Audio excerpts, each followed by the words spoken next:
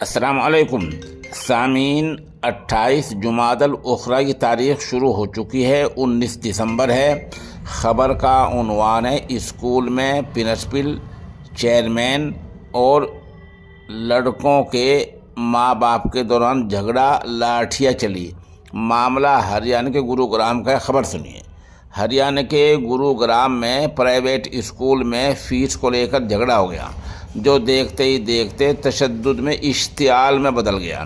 اس دوران والدین اور اسکول کے چیئرمین اور ٹیچروں کے درمیان لاٹھی ڈنڈے چلے، جیسے کہ آپ ویڈیو میں دیکھ رہے ہیں۔ ایک دوسرے پر کرسیاں بھی پھینکی گئیں۔ یہ حادثہ گاؤں شہجواس میں واقع بال بھارتی سینئر سیکنڈری اسکول کا ہے، جس کا CCTV فوٹیج بھی سامنے آ گیا ہے۔ جھگڑے کے بعد ملزم والدین موقع سے فرار ہو گئے۔ حریفین دونوں فریقوں کی طرف سے پولیس کو شکایت دی گئی ہے۔ اب پولیس معاملے کی جانچ کر رہی ہے۔